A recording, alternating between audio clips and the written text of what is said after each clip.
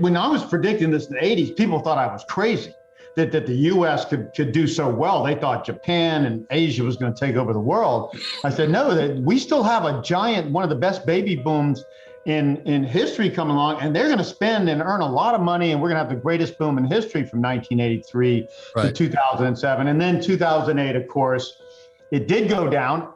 That caused a shock to the economy. And then governments have been printing money ever since. Now to print money for a year to overcome a strong downturn like 2008-9, I'd agree with that. 1 year of money printing. To be printing money 13, 14 years and escalating and printing and fiscal stimulus combined after COVID for 2 years, $10 trillion, half of GDP, is insanity. We'd have the greatest boom in history, but it would slow after 2007 and not come back with the millennials until about 2023, 24. Well, what we have now is we have the greatest bubble in history because governments fought the slowdown after 2008, which was very serious and would have been more serious and should have lasted into 2010, much like the 29 to 32 collapse. They just bubbled up financial assets. They haven't changed incomes and stuff. They bubbled up financial assets, which means the rich, which were already getting richer in the greatest bubble boom in history, got even richer, and everyday people are still struggling. And now we have an economy, and I've been warning for years, I don't know exactly what's going to happen, but it's happening now.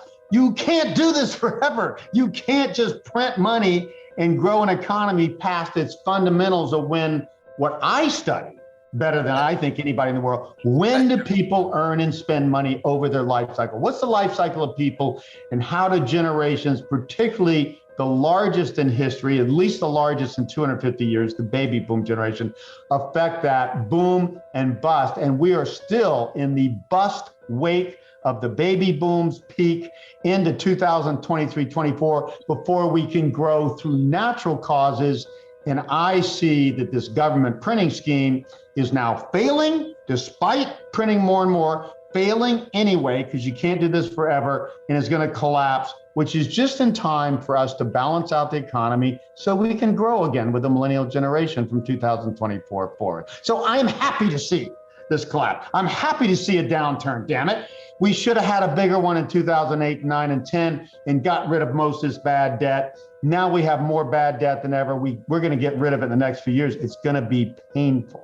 The proof of my concept, if we see another wave down, which would be the logical thing, forget everything we're saying. If I'm just looking as a stock chartist, we had this first crash, a tepid bounce, and we have another one of the same magnitude. We're going to see 73.50, on the NASDAQ, down more than 50% by late this year, early next year. I mean, everyday people didn't used to have so much money in stocks. It was more in real estate. And real estate does not go down like stocks does. Real estate is more stable even when it goes down.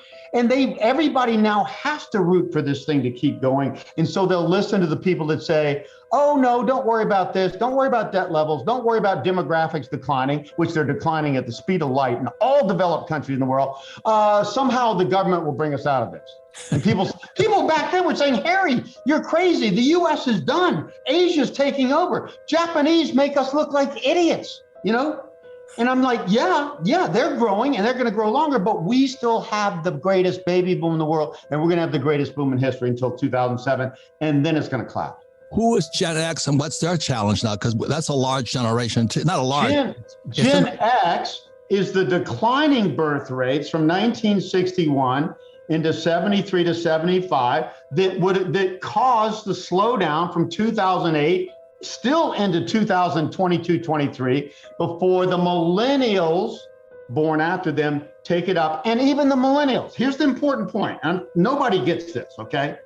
Even the millennials, with their spending power as a smaller generation, less long in birth, only take us back to where the baby boomers took us. We only get back to even adjusted for rising productivity. We will never see a boom like 1983 to 2007 again in the US, and most of the developed world will never, and Europe's already behind us.